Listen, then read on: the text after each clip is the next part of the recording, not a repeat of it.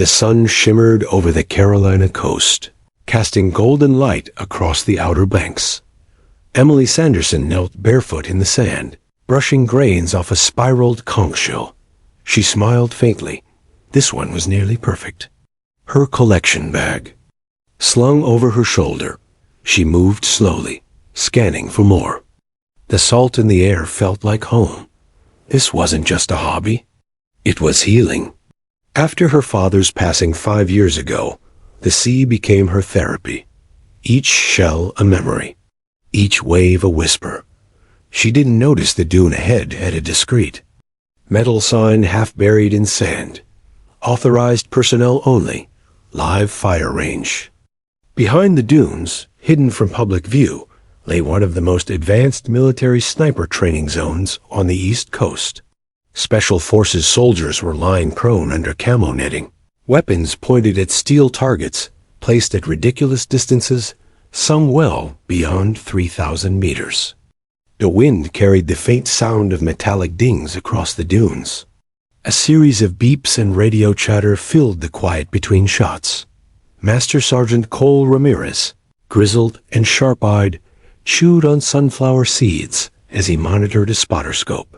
3 inches right, he muttered. Try again, Jenkins. Jenkins grunted, made his adjustments, and fired. The round took 7 seconds to reach the target. Another near miss. Ramirez cursed under his breath. We're chasing perfection here, gentlemen. This isn't Call of Duty. Laughter from the other snipers filled the air, until someone elbowed Ramirez, pointing toward the dunes. Aye, sir? We've got a civvy crossing the line. Everyone turned.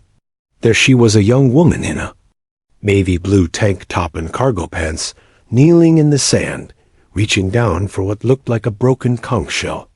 Unbothered, unaware, she moved with grace, as if part of the tide itself. Ramirez squinted. What in the hell? Maybe she's the new intern, one of the younger soldiers joked. Nah, another grinned. Maybe she's lost. No way she's lost. Look at her. Like she owns the place, said Jenkins. Someone else chuckled. Bet she couldn't even hit the 3,294-meter plate with a sniper if her life depended on it. Emily heard that. She straightened slowly, brushing sand from her knees. Her eyes, calm but sharp, drifted over the crest of the dune toward the voices. Then, to everyone's shock, she stepped forward, one brow raised. What's that? She asked, tilting her head. Ramirez stepped forward, waving her down with military urgency. Ma'am, you're in a restricted live fire zone. You need to move back now. But Emily wasn't intimidated. She held her ground. I heard someone mention 3,294 meters, she said. That's nearly 3.3 kilometers, right? The soldiers exchanged glances. That's right, Jenkins said, amused. You even know what that means? It's about 2.04 miles, Emily replied casually. And that's a challenge, right? Hitting something that far? Ramirez narrowed his eyes. You been in the service? No. My dad was. Marine. Recon. I'm just picking up shells, she said, holding one up. Then why are you asking about 3,294 meters? He growled. Emily shrugged. Because someone said I couldn't hit it. So now I want to try. Ramirez blinked. The team burst out laughing. You ever fire a Barrett M82? He asked, half mocking. Nope. You ever shoot anything? He pressed. Archery. Lots. Competitive until college, she replied. Also, I hold my breath underwater for over 3 minutes. Helps with focus. That quieted a few of them. Ramirez looked her over. She didn't look like a soldier, or even a weekend hunter, but there was a stillness about her. Not cocky, just calm. Natural, like she didn't even realize what kind of moment this was.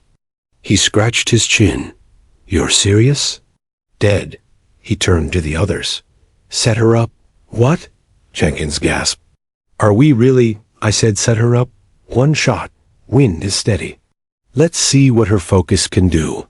Minutes later, Emily lay in the prone position, boots digging into the sand. The Barrett .50 cal rifle sat like a beast in front of her, gleaming and monstrous. Ramirez adjusted her stance, guided her through breathing, and helped her zero the scope. Target's a steel plate. You'll hear the ding if you hit. Hold steady. You've got one shot. She exhaled slowly. Time felt like it melted. Her heartbeat slowed. The world narrowed to the reticle floating in the glass. She squeezed the trigger. The Barrett thundered. Sand flew around her. 8 seconds. Nothing. The spotter cursed. High left. 2 inches. 2 inches. At over 3 kilometers. On her first shot, the teen stood stunned. Emily stood up, brushing herself off. Guess I need to practice. Ramirez blinked. That was impressive.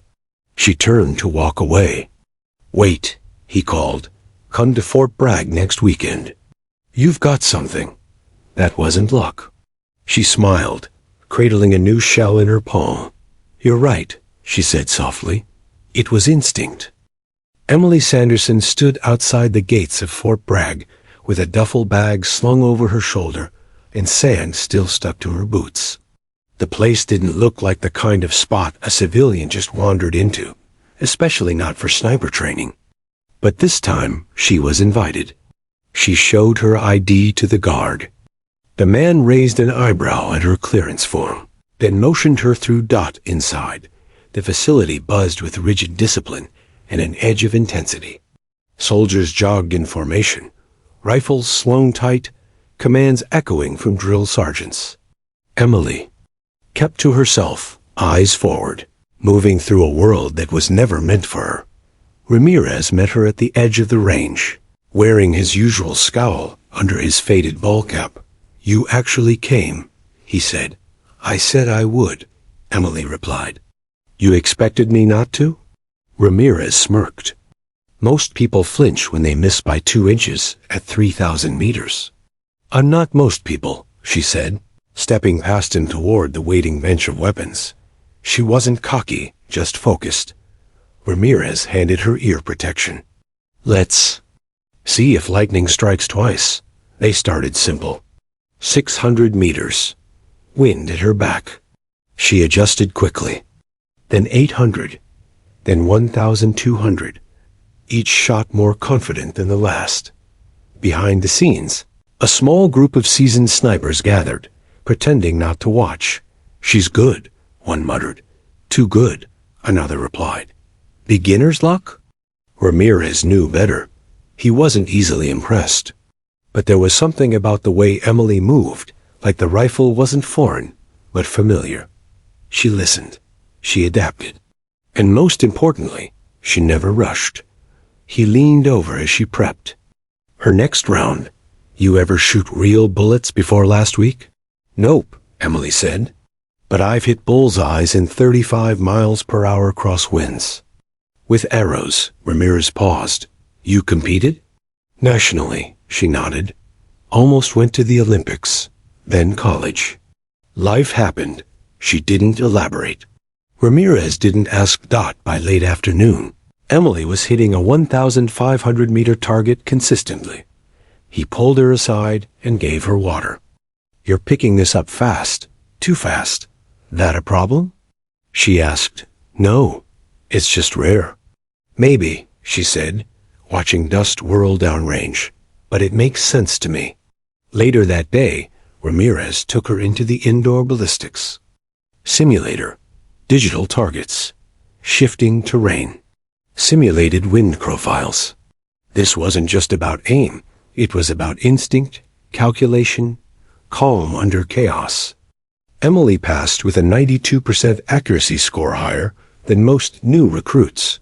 Afterward, Ramirez brought her into the ready room. 5 soldiers sat in a circle, gear stacked around them. Jenkins was among them, arms crossed and skeptical. This the prodigy? He said with a grin. Emily nodded politely. Let me guess. Archery background. Breathing techniques? Natural eye. Jenkins smirked. Seen it before. They crack under pressure. Ramirez cut in. She's going to run the tower drill. Right now. The tower drill? One asked. That's for selection phase shooters. She's ready, Ramirez said. Within the hour, Emily stood atop a metal tower 30 feet high. The wind howled. Targets moved in and out of view below. It was late, the sun hanging low. The test was brutal speed, distance, pressure.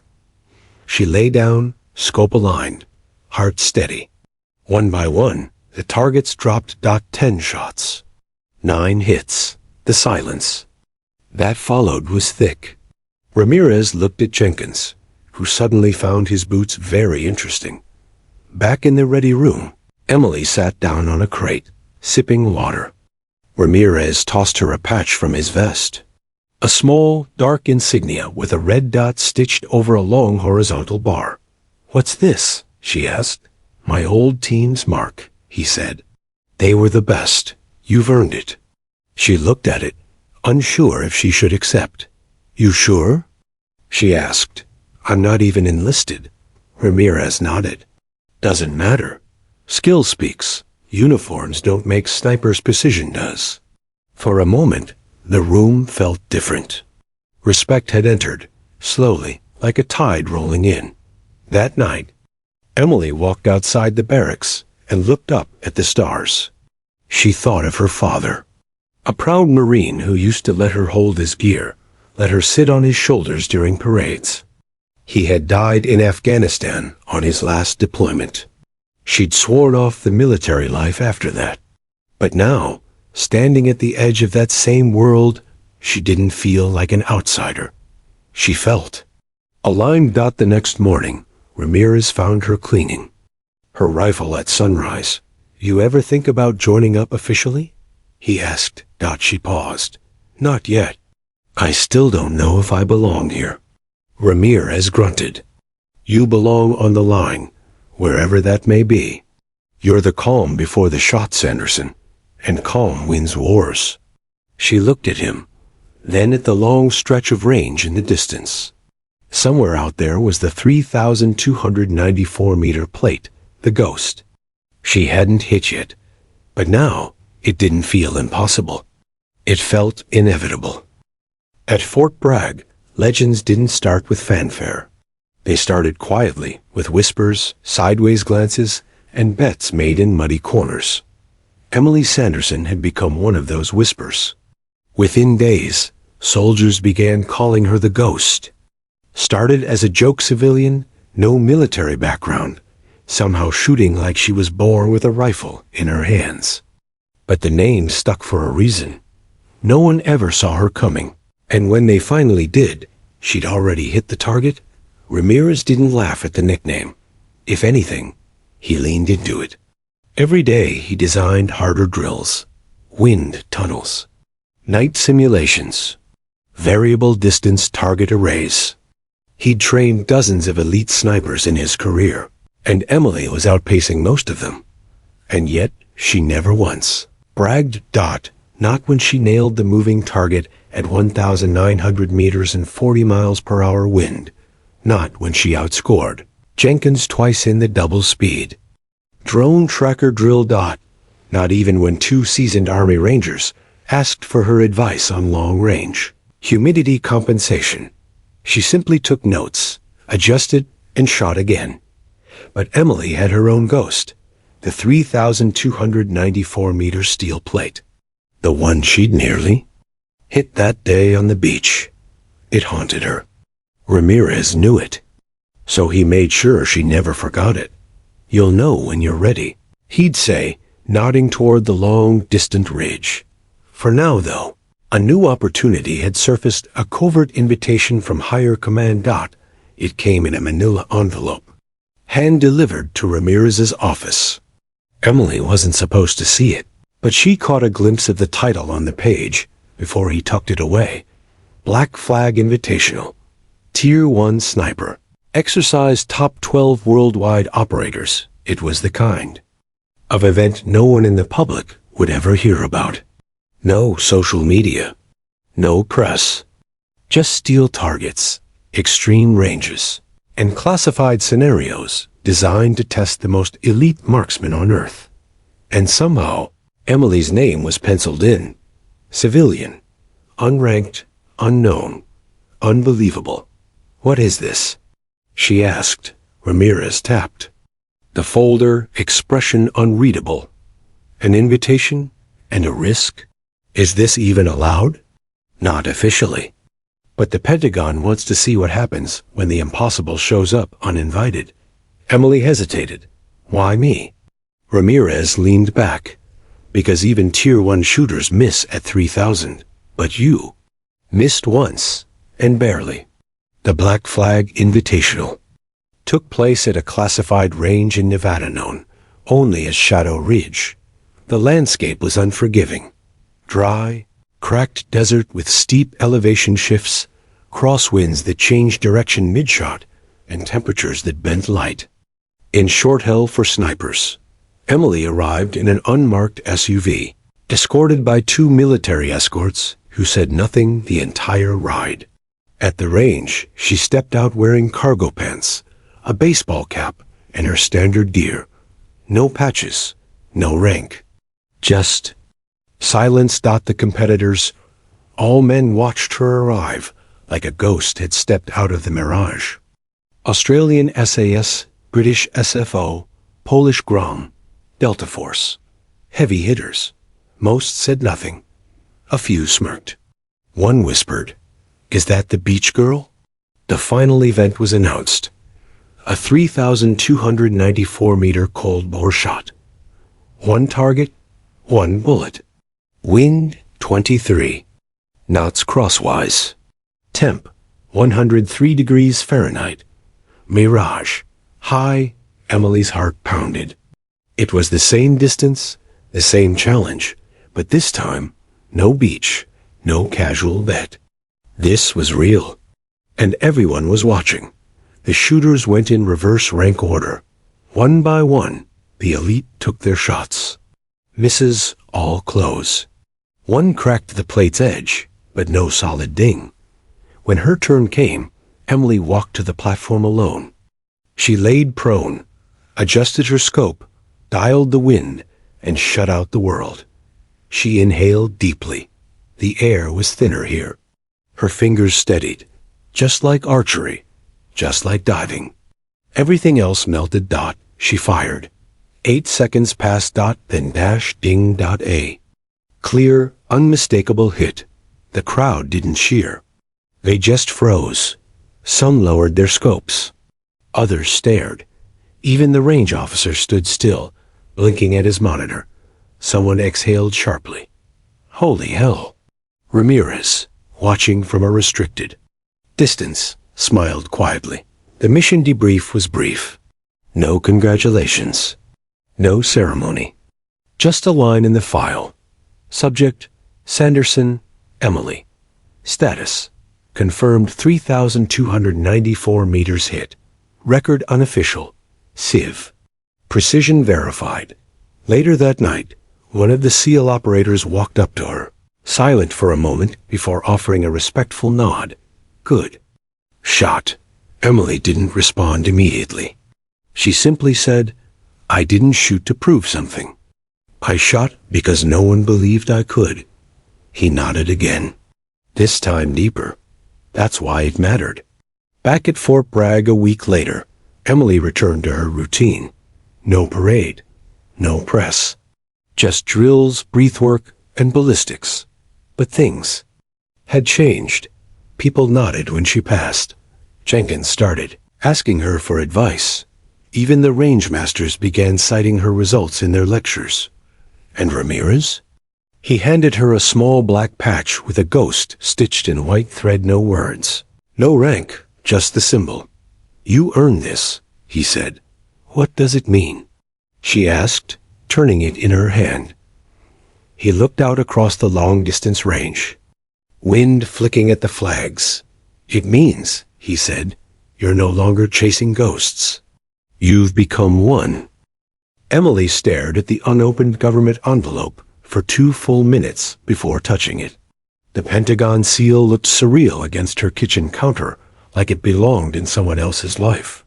Inside was the official offer: a civilian weapons consultant contract under the Department of Defense, embedded with long-range operations and sniper development training units. Top tier, unprecedented, and terrifying.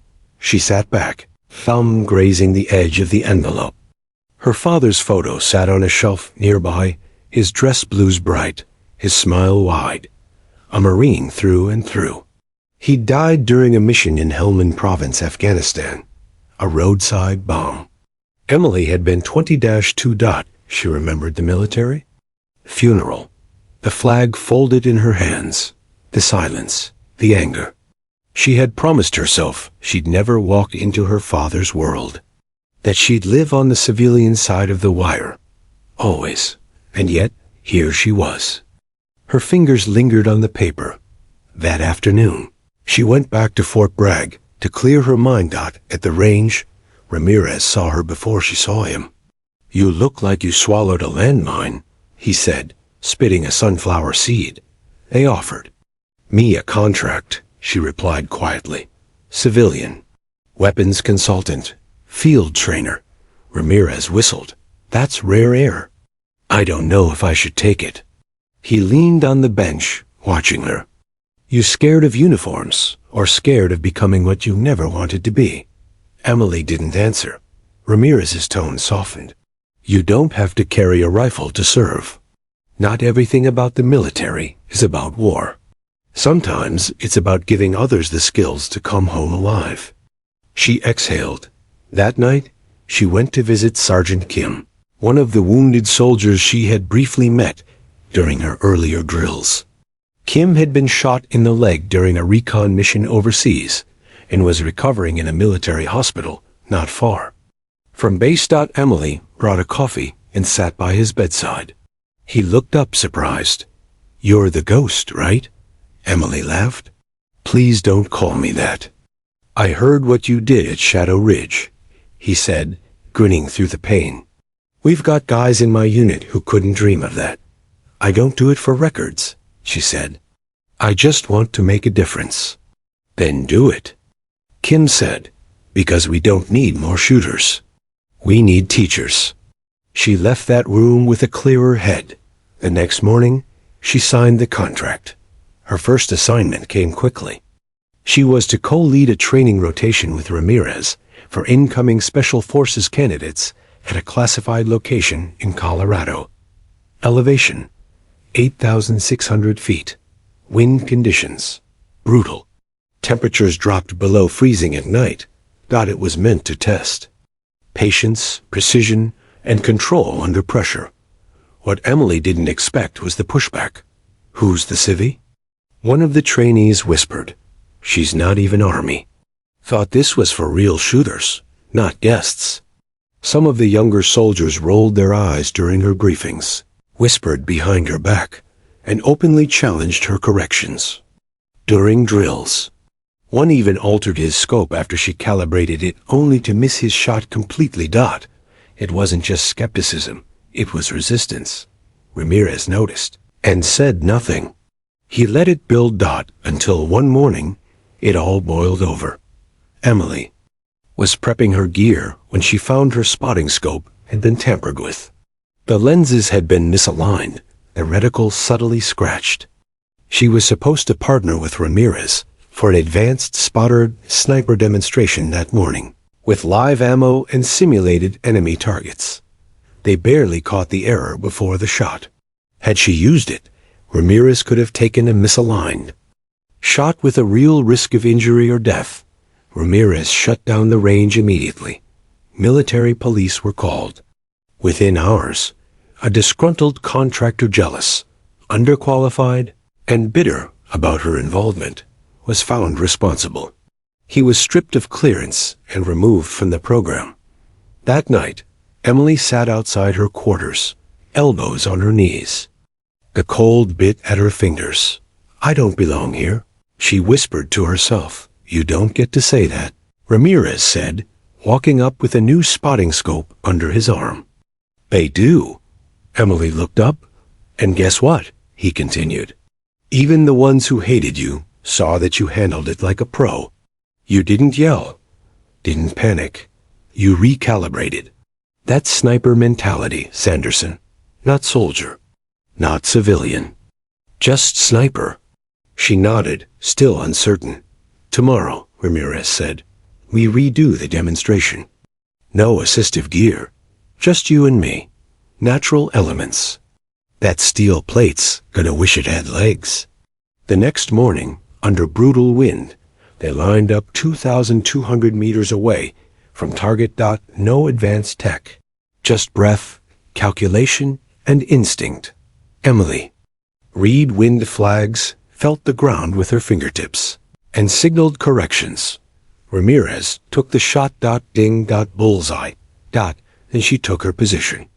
She laid down, adjusted quietly, blocked out the memory of sabotage, and pulled the trigger. Ding. The whole line fell silent.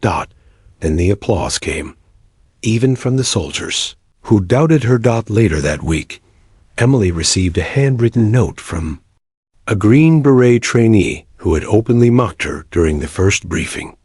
It read, "You didn't have to stay, but you did. You didn't have to prove anything, but you taught us anyway. Thanks for showing me what precision actually looks like. Respectfully, Cooper." She folded the letter and tucked it into her journal next to the photo of her dad. That night, she stared at the stars again. Somewhere, far off, 3,294 meters away, a target sat waiting. But this time, she wasn't chasing the shot. She was leading others toward it. Emily's name was rising quietly through high-security channels, mentioned not in press releases, but in encrypted reports and midnight meetings. She was the kind of person commanders didn't understand, but couldn't ignore. A civilian who could outshoot half their Tier 1 guys. A woman reshaping doctrine without ever wearing a uniform. But with recognition came shadows.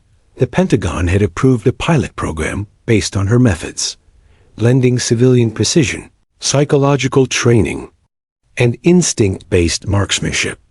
She'd called it adaptive distance neutralization, blend of kill zone control and non-lethal disabling shots under extreme conditions. To some, it was genius. To others, it was heresy. What's next? Rubber bullets and hugs? A grumbling defense contractor had scoffed at a DC meeting. Still, funding came. Quiet approvals followed. And the ghost moved forward. Until Shadow Ridge. It wasn't officially called that, but that's what the team labeled the upcoming drill and updated. Harsher version of the long-range challenge where Emily had stunned the world. This time, the focus wasn't on a single record-breaking shot, but on team coordination under enemy-mimicked chaos. Emily had been asked to advise, then to co-lead. Not everyone was happy about that. Especially Braden Holt. He was a former Marine, turned private defense tech specialist, part of the corporate network overseeing weapon systems integration. And more importantly, someone who had spent years failing to implement the very kinds of high-precision protocols Emily had now made functional. When Emily arrived at the training facility, a dust-blown range deep in Arizona, Holt was already there, clipboard in hand and smirk on face. "Hope you brought sunscreen," he said. "This range eats amateurs." "I brought a scope," Emily replied. It sees through smirks. The exercise began with daylight navigation, then long-range recon under simulated duress. Emily worked with 2 elite teams, 1 Army, 1 Marine. Her job: coordinate sniper spotter teams to disable enemy threats at extreme distances. The challenge came during the final round. A sudden windstorm forced the operation into low visibility. One team fell behind. Radios crackled. A target representing a hostile combatant appeared unexpectedly on a cliff edge over 2,000 meters out. Emily responded, fast-scoping the range, calculating drop, compensating for elevation and pressure.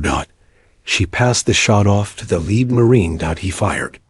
and missed dash dangerously. The shot struck just feet from a trainee acting as a forward observer. A centimeter closer, and it would have drawn real blood. Ramirez called a ceasefire. Everyone froze. What the hell was that? He barked. Emily, shaken, reviewed the trajectory logs. Something didn't add up. She recalculated. Her data had been altered. The wind profile she'd entered clear and accurate hours earlier was completely skewed. Check my tablet, she said. Ramirez pulled it up. The calibration file had been changed. Full diagnostic sweep found an unauthorized firmware patch. Uploaded from a private field server. Holt's server. By evening, the investigation confirmed it. Holt had remotely modified her targeting data mid-operation. His motive? Discredit her new training system and assert his own program as superior. He was escorted off-site in silence. But the story didn't end there.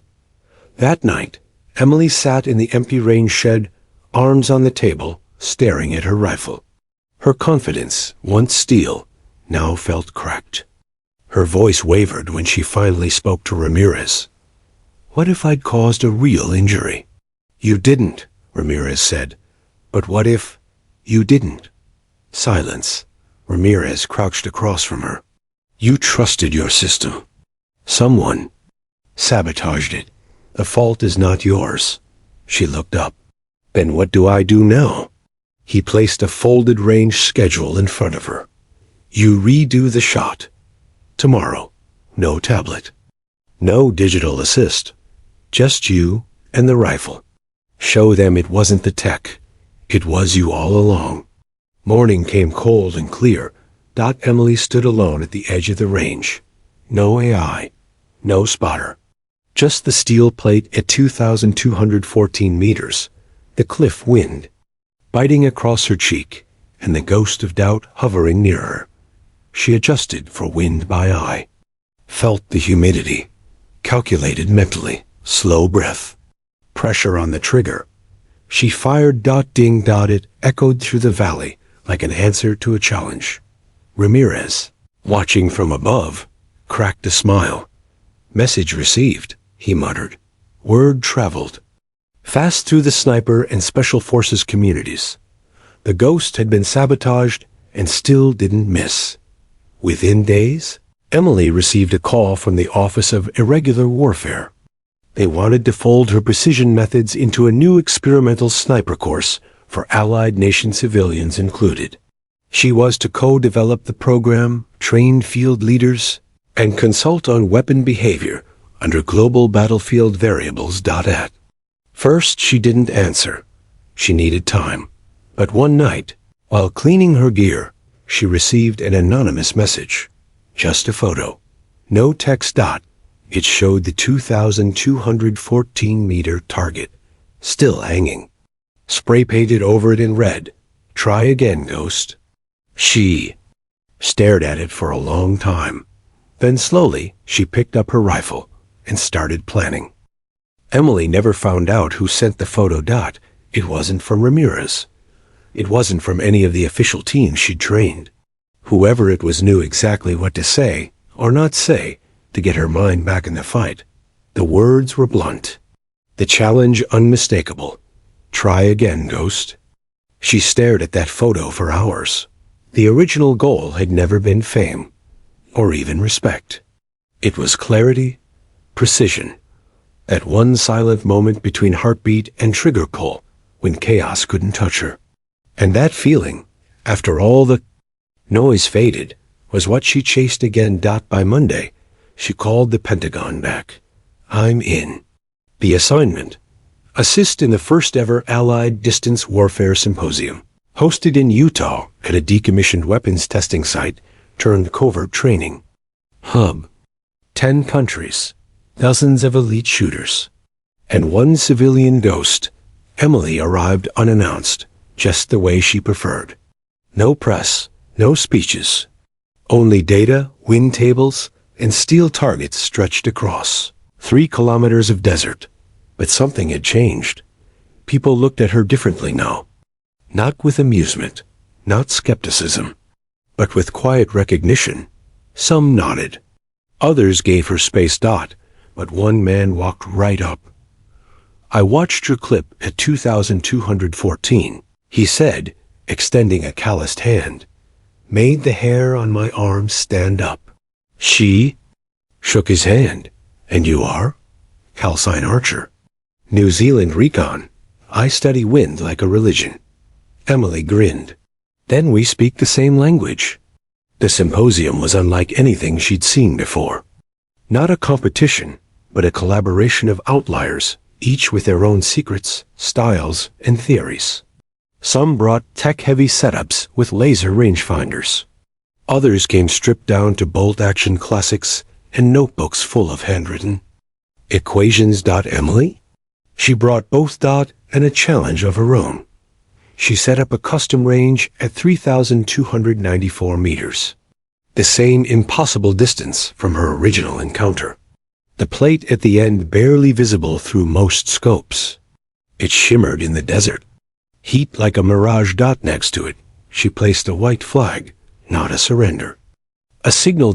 No one had ever hit it, not officially, not cleanly, without artificial assists. She posted a board beside it. One clean shot. One attempt, no AI. Wind I feel. The ghost rule. Some laughed, some stared in silence, but one woman stepped forward. She was older, mid-40s, sharp eyes under a marine cap. Her nametag read, SGT Mel Riker, USMC, Ret. "I've followed your file for years," Riker said. "Tried to copy your sighting methods in Kandahar. Got my spotter killed. Instead?" Emily blinked. "I'm sorry." "Don't be," Riker replied. "It wasn't your fault. That war was hell. But your method, if it can be taught, can save lives." Emily nodded slowly. "Then let's teach it." For the next 2 days, Emily didn't shoot. She coached. She walked shooters through micro-wind behavior, desert mirage shift, barrel harmonics under sun stress. She taught breath timing based on pulse beats and natural rhythms. One Canadian shooter broke into tears after finally tagging a 2,800-meter plate, something he'd tried for 5 years. Emily didn't take credit. She just adjusted his elbow and told him to feel the weight of distance, not fear it. By the third day, most had tried the 3,294-meter shot. All had missed, and then came her turn. The desert was dead silent. Emily lay prone, her cheek pressed against cold steel. The rifle was a custom hybrid built with lightweight carbon, hand-lapped barrel, and a scope calibrated to her own vision index.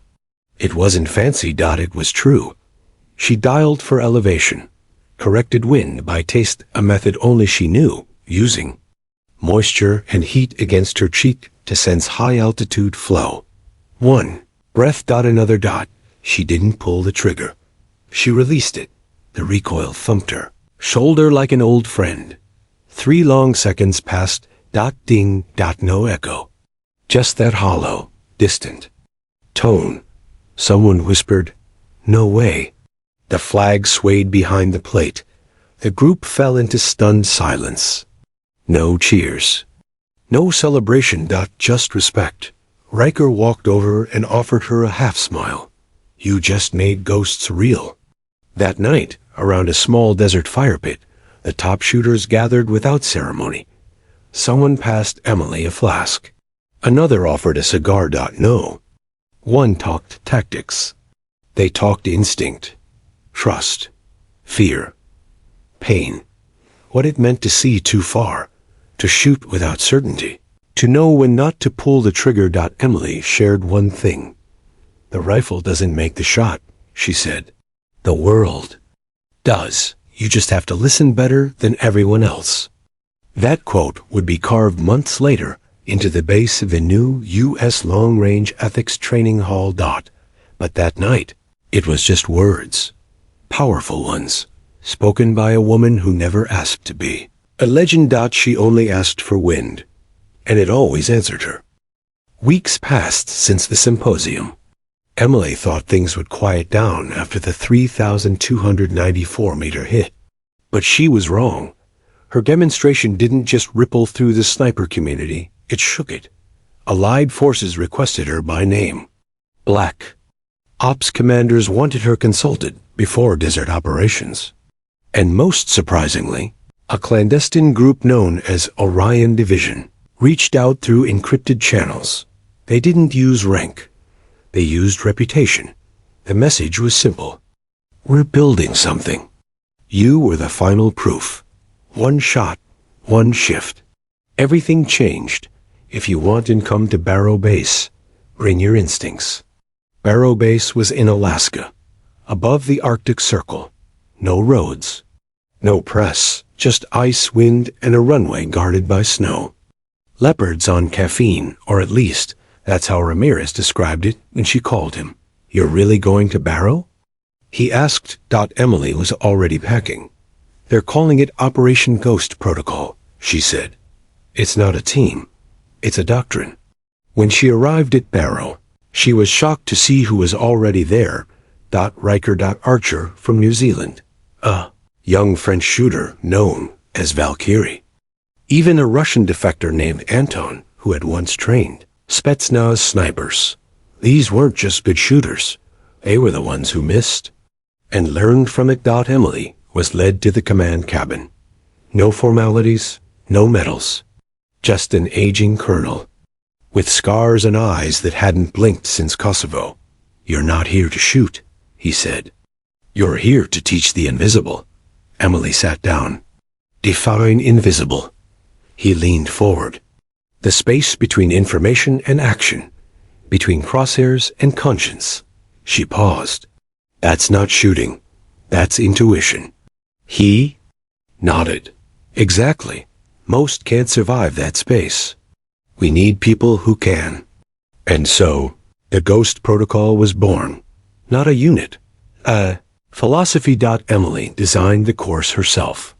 The entry test wasn't about accuracy. It was about judgment. She set up moral dilemmas on the range. Targets shaped like threats. But sometimes, they weren't. Sometimes, the wind would move just enough to make a clean shot unclean. The recruits who hesitated at the right moment. Advanced, the ones who didn't failed. I'm not teaching how to hit a target, she told them. I'm teaching when not to pull the trigger. This turned some away, but the few who stayed, they became legends. One was Archer, who once refused to fire on a truck filled with enemies because he spotted a child's sneaker near the tire. Another was Valkyrie, who hit a drone midder using a deflected canyon wind, then immediately dropped her rifle and ran 2 miles to stop an airstrike based on bad data. Emily watched them grow. And for the first time, she felt something strange. Pride. News of the Ghost Protocol's success reached the very top. The program was labeled Tier Z, blacklisted from public knowledge, but funded like a moon mission. And then came the unthinkable. A new mission. Not training. Not theory. Deployment. Rogue general in an unnamed region had taken over a weapons facility, buried inside a mountain pass. Drones were jammed. Satellites blinded by weather. Ground teams couldn't get in, but there was one spot, a natural lens between 2 ridges that gave a sniper a line of sight through an ice tunnel, directly to the target's control deck. It was exactly 3,294 meters away. You sure about this? Riker asked Emily. Emily adjusted her gloves. I'm not going to fire, she said.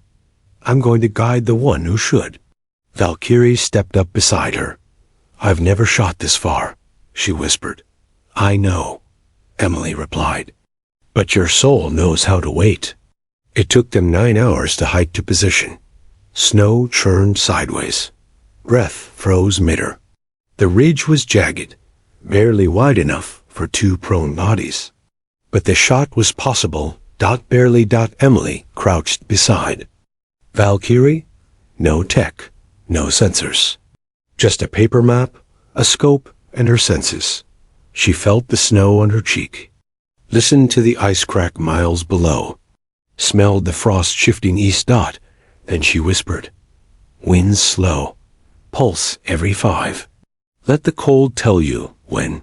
Valkyrie didn't blink. Her finger rested against the trigger. Silence. Then the wind paused. She pulled. Boom. They waited. No sound. No confirmation. And then a flash of orange inside the mountain. Barely visible. The control room had been breached. Cameras picked up a rush of engineers, flooding out with hands raised. The ghost protocol had worked, and Emily hadn't fired a single shot. When they returned, she received a message from the Colonel. It read only, "You don't need a gun to make history. You just need to know when to hold your breath." Emily smiled. That night, she sat outside under the aurora-lit sky, rifle beside her, listening to the wind whisper across the ridge. And for the first time in years, she didn't feel like she was chasing anything anymore. She had arrived. Emily's world had shifted the moment her shot broke the global record. But it wasn't just the distance that echoed. It was what it represented. She'd crossed into a new realm, one no longer defined by personal feats, but by silent forces, watching from shadows. 2 weeks after the sniper symposium, Emily received a knock at her door, but on her encrypted military messaging line. The sender was unknown. The message read, "We saw the shot, and we saw the pause before you took it. That's rarer than skill. You're invited to Barrow Base. 72 hours. No other info. Emily didn't hesitate. Barrow Base wasn't on any public map. Tucked deep in the Arctic's edge, it was known in whispered corners of special operations circles as a ghost hub where the U.S. tested theories that were too advanced or too dangerous for ordinary military doctrine. She packed a single bag, rifle, thermal gear, and a notepad. The last item felt like overkill, but something told her this wasn't about bullets. When she landed, the cold punched through her like it had a grudge. Ice sliced the wind sideways. Snow refused to settle, yet the silence felt intentional. She was greeted by a colonel in plain clothes. Scars across his hand, thick gloves, no name tag. "You're not here to shoot," he said without greeting. "You're here to train others who can see like you do." Emily raised a brow. "See what?" He handed her a file. The cover said, "Ghost Protocol, Tier 0 Draft." Inside, she saw images of conflict zones, not with targets marked, but paths not taken. Broken windows, lost children, near misses. Scenarios where snipers chose not to shoot and ended wars. Without a bullet. "You felt it before you pulled the trigger," the colonel said. "We need soldiers who wait, even when every bone screams to fire." Ghost Protocol was about intention, not elimination. The mental geometry of a moment. Teaching judgment that no scope could magnify. Emily was stunned. "You want to train snipers to hesitate?" "No," he said. "To know exactly when not to." She wasn't alone. As she settled in, Emily met the others. They weren't ordinary shooters. Each had something off-script about them. Riker was there. Of course. He was. His field instincts were borderline prophetic. So was Archer, a Mbori sharpshooter from New Zealand, who could track emotion through breath patterns. Then there was Valkyrie, a 22-year-old French sniper who once shot a drone from 2,500 meters, while upside down in a ravine, using a rock to steady the barrel. These weren't just marksmen. They were anomalies. Mistakes that had become miracles. Emily was given command of the theoretical training, what the colonel called ethical ballistics. How do you simulate war with no enemy? Valkyrie asked her once. "You don't," Emily said. "You simulate presence, the weight of being watched, the pressure to act. Then you teach how to own silence." Her drills were brutal.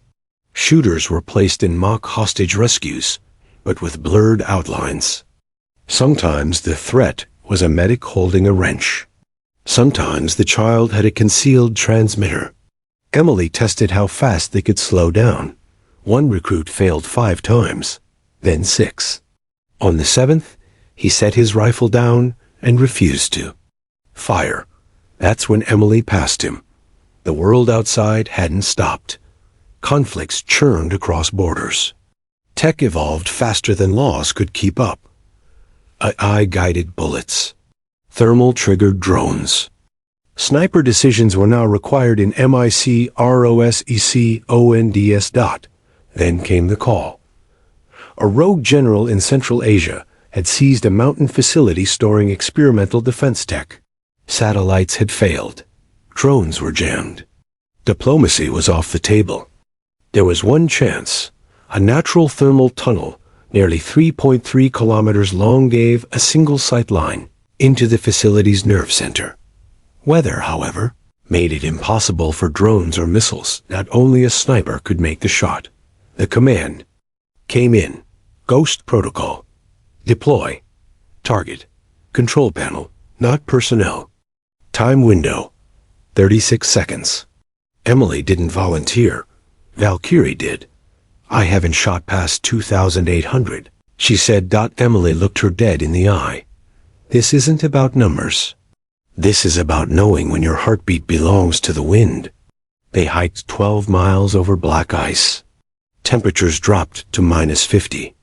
The ridgeline was like a serrated knife. One slip meant a 2,000-foot fall. Emily crawled beside Valkyrie, set her scope, and listened. The wind whistled stories only patience could understand. Then it stopped. A breath. A click. A pull. The shot fired into infinity. For a moment, nothing. Then a faint ripple through the ice-glazed glass of the mountain. Inside the command center, alarms silenced. The system had been neutralized without killing a soul. The mission. Success. Back at Barrow, Emily stood before the colonel. You trained her better than yourself, he said. No, Emily replied. I trained her to stop where I wouldn't have. He handed her a new folder. Blank. What's this? She asked. He grinned. Your next class? She opened it. There were no names. Just coordinates. Ghost Protocol wasn't just a program anymore. It was spreading, one sniper at a time, one shot not taken, one future rewritten. 3 years had passed since Emily's fateful shot broke every rule and record in long-distance marksmanship. Since then, she hadn't fired a bullet in combat. Not one. Yet her name echoed through classified corridors, encoded documents, and among a small fraternity of soldiers who had learned to change the world without pulling the trigger. She wasn't just a legend. She was something rarer, a myth with a message. But on a rainy October morning in Virginia, a name from the past would bring her full circle. Riker was missing, not off the grid or between missions. Missing. His beacon cut mid-transmission. During a freelance advisory op near the border of Paraguay and Brazil. No one could locate him, and no one officially cared. Except Emily. She owed him too much. He was the one who'd first handed her that rifle on the beach. The man who once bet she couldn't hit 3,294 meters. And then later said, "You were never meant to shoot. You were meant to see." Emily packed in silence. No team, no backup. Just coordinates, grit, and a modified scout rifle built for stealth, not speed. Her destination, a region controlled by ex-cartel warlords turned private military operators. The intel was soft, but one photo had been smuggled out a boot with Riker's initials carved near the heel. It was a long shot, but long shots were her thing. She moved through the jungle like a shadow. No trail, no echo. The forest pulsed with danger, but she had learned something the others hadn't. Patience could bend time. After 2 days of crawling, scouting, and sleeping with one eye open, she saw it, a half-collapsed radio outpost camouflaged. Against the rock. Inside were 3 guards, heavily armed. relaxed, talking. They didn't know what was coming. Emily raised her rifle, but not to fire. She studied their eyes, their hands, their breath. Then she waited. One guard leaned too far left. A rustle. Another one snapped his head toward it. The third moved toward the sound. Emily was already gone. Slipping past the perimeter. She found the hatch beneath moss and sand. Down a ladder. Darkness. Then light. And there he was. Riker. Barely conscious. Hands bound. Face bloody but unbroken. He looked up and cracked a smirk. "Knew you'd come," he whispered. Emily didn't answer. She simply cut the ropes. "We don't have time," she said. "Can you walk?" "Walk, crawl, or levitate, just get me out." They moved together, retracing her route. Emily did the math. They had a 19-minute window before the guard shift. Changed. But fate had a cruel sense of humor. At minute 17, the alarm blared. They were spotted. Bullets hissed through trees. Shouts echoed across the jungle. Riker stumbled once, then twice. "I can't," he started. Emily turned. "Yes, you can. You taught me how to walk past pain." They reached a cliffside. Below. A river. Fast, rough. But the only way out? They jumped. The fall was bone-cracking. The water punched like concrete. But they surfaced. Alive. 3 days later, Emily stood outside a quiet rehab ward in North Carolina. Riker was inside, recovering. The colonel from Barrow was waiting. "You disobeyed protocol," he said. "I followed something stronger," she replied. "And what's that?" She looked through the glass. Riker was laughing with a nurse. He looked human again. "Loyalty," she said. "He bet on me when no one else did. You don't leave a man like that behind?" The colonel sighed. "Your next assignment's changed. You're off ghost protocol." Emily stiffened. "You're not grounded," he continued. "We're creating something new. It's called Sentinel." She frowned. "What is it?" "A division built on what comes after ghost protocol. You've taught people how not to shoot. Now it's time to teach them how to lead without being seen." He handed her a case. Inside was a coin gold, unmarked on one side. On the other, the silhouette of a woman holding a rifle. But her finger wasn't on the trigger. Emily held it for a moment, then smiled. Months passed. Some said they saw her in Ukraine, guiding a child through rubble. Others whispered she was on the edge of the Pacific, spotting for unmarked recon teams in disputed waters. Most believed she disappeared altogether. But one evening, a group of new recruits at a sniper training facility in Nevada were told a story. A girl who once picked up seashells on a beach. A girl who hit a 3,294-meter shot with no expectation, no training, and no hesitation. A girl who then chose for the rest of her life not to chase records, but to rewrite the rules. The recruits leaned in. Their instructor looked at them and said, "She taught us one thing. Distance means nothing if your purpose isn't clear. Accuracy begins with knowing why you pull the trigger." The room went silent. Then one hand raised. "Where is she now?" The instructor smiled faintly. "No one knows," he said. "But if you ever hesitate, if you ever feel like something isn't right. Pause. Listen. That silence you hear? That's her. The end."